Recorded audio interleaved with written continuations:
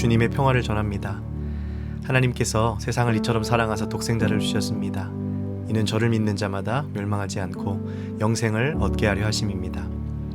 오늘도 우리의 힘 되시는 예수님만 붙들고 이 하루를 살아가길 간절히 소망합니다.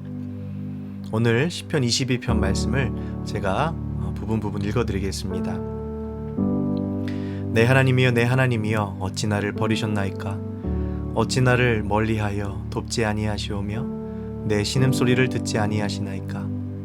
내 하나님이여 내가 낮에도 부르짖고 밤에도 잠잠하지 아니하오나 응답하지 아니하시나이다. 내가 찬송받으실 여호와께 아뢰리니 내 원수들에게서 구원을 얻으리로다. 나를 멀리하지 마옵소서. 환난이 가까우나 도울 자 없나이다. 나는 물같이 쏟아졌으며 너의 모든 뼈는 어그러졌으며 내 마음은 밀랍 같아서 내 속에서 녹았으며 내 힘이 말라 질그릇 조각 같고 내 혀가 입천장이 붙었나이다. 주께서 또 나를 죽음의 진토 속에 두셨나이다. 내가 내 모든 뼈를 셀 수 있나이다. 그들이 나를 주목하여 보고 내 겉옷을 나누며 속옷을 제비 뽑나이다. 여호와여 멀리하지 마옵소서. 나의 힘이시여 속히 나를 도우소서. 아멘. 그리스도의 고난은 예정되었던 것입니다. 하나님은 세상을 창조하시면서부터 모든 것을 알고 계셨고 모든 계획을 가지고 계십니다.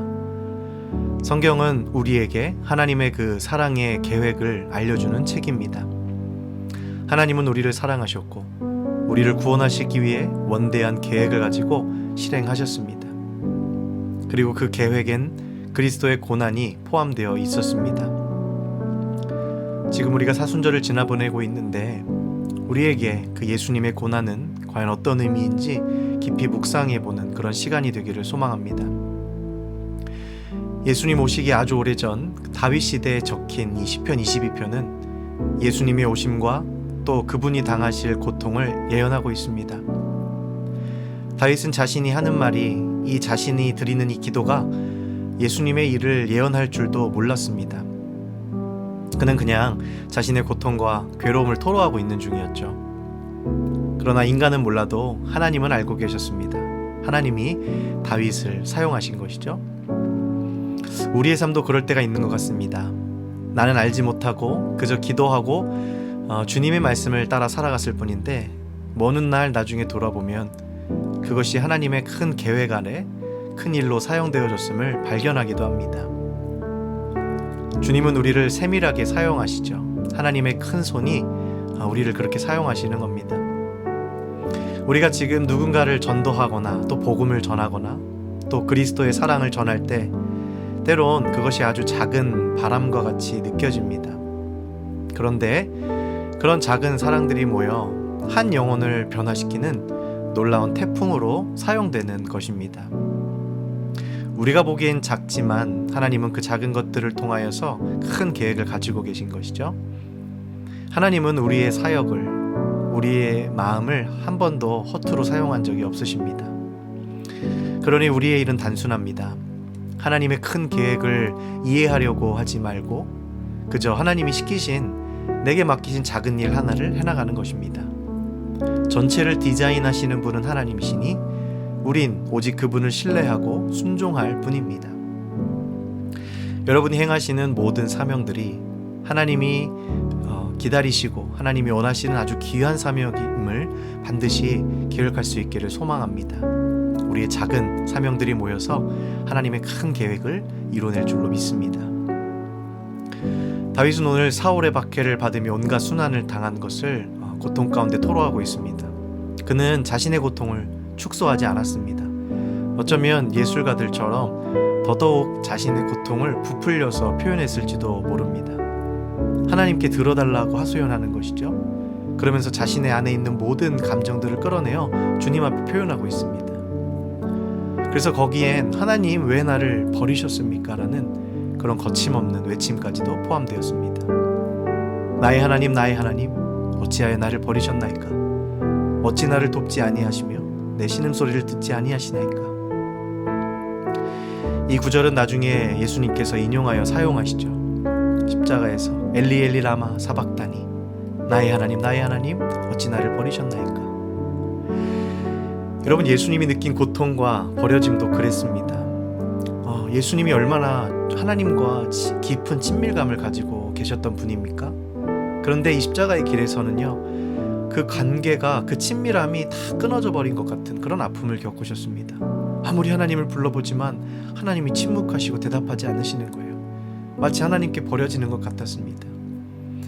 마음이 변한 사랑하는 사람을 아무리 불러보아도 답이 없는 것처럼 사랑의 하나님이 갑자기 침묵하신 것이죠. 어쩌면 이것이 우리가 겪어야 할 죽음과 지옥에 대해서 말해주는 것 같습니다.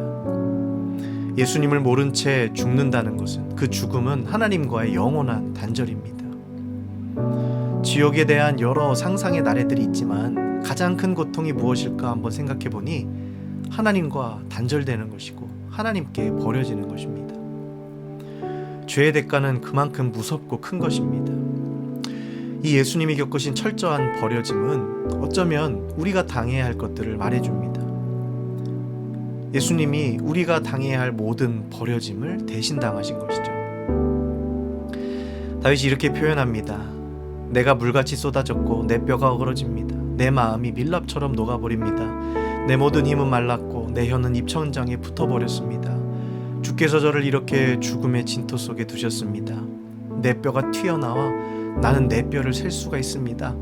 나를 비방하는 원수들이 나를 보고 내 겉옷을 나누며 속옷을 제비 뽑습니다. 여호와여, 나를 버리지 마옵소서. 나의 힘이시여, 나를 속히 도우소서. 다윗은 그냥 내뱉은 기도였지만 그 기도는 예언의 소리가 되었습니다. 예수님은 실제로 겪으셨죠. 예수님의 피는 물과 같이 쏟아졌고 십자가에 달릴 때 그 무게를 이기지 못하고 뼈는 어그러졌습니다. 버림받은 예수님의 마음은 밀랍처럼 녹아버렸고 목이 말라 목마르다 말씀하실 때 혀가 붙어버립니다. 다윗은 주님이 자신을 지금 죽음의 진토 속에 넣었다고 문학적으로 표현하죠. 그저 문학적인 표현입니다. 그저 말로 하는 것입니다. 그런데 예수님은요, 그것을 실제로 겪으셨습니다. 다윗은 누가 내 겉옷을 나누고 내 속옷을 제비 뽑을 것 같다고 그렇게 하소연하면서 기도하는 것이죠. 근데 예수님에게는 실제로 일어났습니다. 뼈가 튀어나오고 죽음에 이르기까지 모든 고통은 예수님께 실제로 찾아왔습니다. 무엇을 위한 고통이며 무엇을 위한 고난이며 무엇을 위한 버림받음입니까? 바로 저와 여러분을 사랑하셔서 그분이 받으신 고통입니다. 저와 여러분을 구원하기 위해서, 우리를 살리기 위해서 대신 맞고 대신 죽으신 예수님의 십자가입니다. 우리는 평생 무엇을 기억하며 살아가나요? 우리가 기억할 것은 하나뿐입니다. 나를 위해 십자가를 지시고 돌아가신 예수 그리스도. 나는 그분의 은혜로 살아가고 있다. 나는 그분의 은혜로, 그분의 사랑으로 살아간다. 한 가지만 기억하면 됩니다. 여러분, 과거에도 우린 예수님의 구속의 은총으로 살았고 오늘도 우린 예수님의 구원의 은혜로 살아갑니다. 내일도 또 우리는 그 구속의 은총으로 살아가게 됩니다. 사순절 동안 여러분, 우리는 어떤 것을 결단해야 할까요?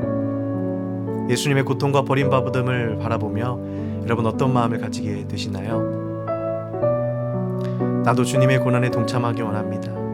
주님, 나도 주님의 길을 따라가고 싶습니다. 내게 주신 은혜, 내가 받은 그 사랑 차고 넘쳐서 도저히 멈출 수 없이 주님을 따라가겠노라고 우리가 함께 그렇게 고백했으면 좋겠습니다. 우린 다 버림받을 뻔한 존재였습니다. 그런데 이제 영원한 하나님의 품 안에 거하며 살아가게 되었습니다. 이것만큼 큰 자랑이 어디 있겠습니까? 이것만큼 큰 기쁨이 어디 있겠습니까?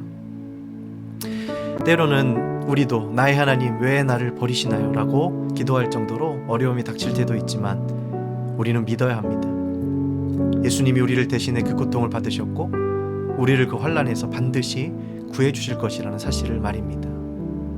주님은 그 일을 실제로 겪으셨지만 우리는 그것을 기도할 뿐입니다. 나의 힘이 되신 여호와여, 내가 주님을 사랑합니다. 아멘. 함께 기도하시겠습니다. 사랑의 하나님, 사순절을 맞아 예수님의 고난을 묵상합니다. 피를 물같이 쏟으시고 뼈가 어그러지시며 마음은 밀랍처럼 녹아버린 주님 생각할 때 우리 마음도 너무 아픕니다. 나를 사랑하셔서 그렇게 큰 고통 참으시고 우리에게 구원의 선물을 은혜로 주시니 감사합니다. 나도 주님의 뒤를 따라 나를 부인하고 나의 십자가 지고 주님 따르기 원합니다. 많은 방해와 어려움이 올지라도 주님이 내게 베푸신 은혜에 비하면 아무것도 아님을 고백합니다. 주님, 밤이나 낮이나 주님과 함께 이 길을 걸어가게 하옵소서. 게다가 주님의 고난에 동참할 수 있다면 그것 또한 기쁨으로 받겠습니다. 주님 감사합니다. 주님의 은혜가 우리에게 있음을 너무나 감사합니다. 주님을 사랑합니다. 예수님 나의 구주가 되어주셔서 너무나 감사를 드립니다. 예수 그리스도 이름으로 기도하옵나이다. 아멘.